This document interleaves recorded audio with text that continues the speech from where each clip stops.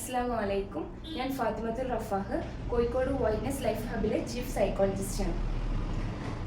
കുട്ടികളുടെ പഠനം അതൊരു വല്ലാത്തൊരു പ്രശ്നമാണ്. എല്ലാ രക്ഷിതാക്കളും ഉറ്റുനോക്കുന്ന ഒരു പ്രശ്നമാണ്. അപ്പം ഈ മൊബൈൽ ഫോൺ അതിലുപരി വേറൊരു പ്രശ്നം. അപ്പോൾ ഈ മൊബൈൽ ഫോണിന് കുട്ടികളുടെ പഠനവുമായി എന്തെങ്കിലും ബന്ധമുണ്ടോ, അല്ലെങ്കിൽ കുട്ടികളുടെ പഠനത്തിൽ മൊബൈൽ ഫോണിന് എന്തെങ്കിലും റോളുണ്ടോ, മൊബൈൽ ഫോൺ എന്തെങ്കിലും അത് എഫക്റ്റ് ചെയ്യുന്നുണ്ടോ എന്നുള്ളതാണ് നമ്മൾ നോക്കുന്നത്. അപ്പം നമുക്ക് എല്ലാവർക്കും അറിയാവുന്നത് പോലെ തന്നെ തീർച്ചയായിട്ടും എന്ത് ചെയ്യുന്നുണ്ട്, മൊബൈൽ ഫോൺ കുട്ടികളുടെ പഠനത്തിൽ ഒരു വില്ലനായി മാറുന്നുണ്ട് എന്നുള്ളതാണ് യാഥാർത്ഥ്യം. എല്ലാവർക്കും അറിയാവുന്ന കാര്യമാണ് തന്നെയാണത്. പക്ഷെ അത് എങ്ങനെ മൊബൈൽ ഫോൺ കുട്ടികളുടെ പഠനത്തിൽ വില്ലനാവുന്നു എന്നുള്ളതാണ് നമ്മൾ ഇന്ന് ഡിസ്കസ് ചെയ്യുന്നത്.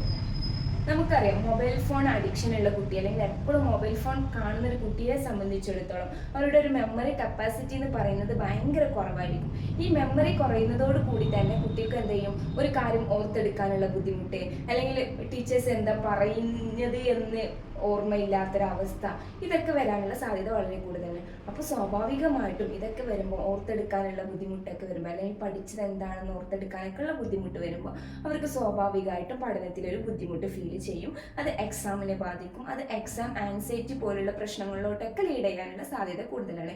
അതുപോലെ വേറൊരു പ്രശ്നമാണ് ഈ മൊബൈൽ ഫോൺ അഡിക്ഷൻ, അല്ലെങ്കിൽ ധാരാളമായി കാണുന്ന കുട്ടികളെ സംബന്ധിച്ചിടത്തോളം അവർക്ക് ഒരു കാര്യത്തിൽ കൂടുതൽ നേരം കോൺസെൻട്രേറ്റ് ചെയ്യാൻ, സാധാരണ കുട്ടികളെ പോലെ തന്നെ കോൺസെൻട്രേറ്റ് എന്നുള്ളത് ഭയങ്കര ടാസ്ക് ആയിരിക്കും. അപ്പോൾ ഓട്ടോമാറ്റിക്കലി കോൺസെൻട്രേഷൻ കുറവുള്ള കുട്ടികളെ സംബന്ധിച്ചിടത്തോളം അതും അവരെ പഠനത്തെ നന്നായിട്ട് ബാധിക്കുന്നുണ്ട്.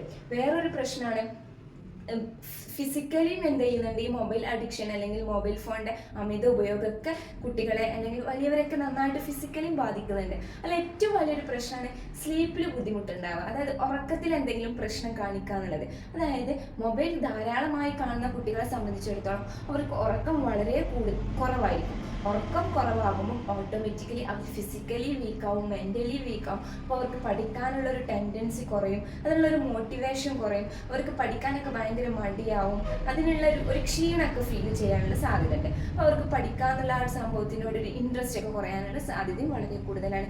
അടുത്തൊരു പ്രശ്നമാണ്, നമ്മൾ എന്തൊരു കാര്യം ചെയ്യുമ്പോൾ ഒരു ഗോൾ അച്ചീവ്മെൻറ്റ് അല്ലെങ്കിൽ ഒരു ഗോൾ സെറ്റ് ചെയ്താലാണ് നമ്മൾ കറക്റ്റ് എന്ത് ചെയ്യുള്ളൂ, നമുക്ക് അതിൻ്റെ റിസൾട്ട് കിട്ടുള്ളൂ. അപ്പോൾ 10ാം ക്ലാസ്സിൽ പഠിക്കുന്ന കുട്ടീനെ സംബന്ധിച്ചിടത്തോളം എനിക്ക് ഇത്ര A+ കിട്ടണം, അല്ലെങ്കിൽ എനിക്ക് ഇന്ന സ്കോർ ചെയ്യണം, അല്ലെങ്കിൽ ഞാൻ 10th കഴിഞ്ഞിട്ട് ഇന്ന കോഴ്സ് ചെയ്യണം എന്നൊക്കെ ഒരു ഗോൾ സെറ്റ് ചെയ്ത് വെച്ചാൽ നമുക്ക് പഠിക്കാൻ ഒന്നും കൂടി മോട്ടിവേഷൻ ആവും, നമുക്ക് പഠിക്കാനൊക്കെ ഉള്ള ഒരു ഇൻട്രസ്റ്റ് ഒക്കെ കിട്ടും. പക്ഷേ ഈ മൊബൈൽ അഡിക്ഷൻ കൂടുന്നതോടുകൂടി, അല്ലെങ്കിൽ മൊബൈൽ ധാരാളമായി കാണുന്നതോടുകൂടി ഈ ഒരു ഗോൾ അച്ചീവ്മെന്റ് എന്നുള്ള സംഭവം അവിടെ കട്ടാവാണ്. അപ്പോൾ ഓട്ടോമാറ്റിക്കലി ഇത് അവരുടെ പഠനത്തെയും ബാധിക്കുന്നുണ്ട്.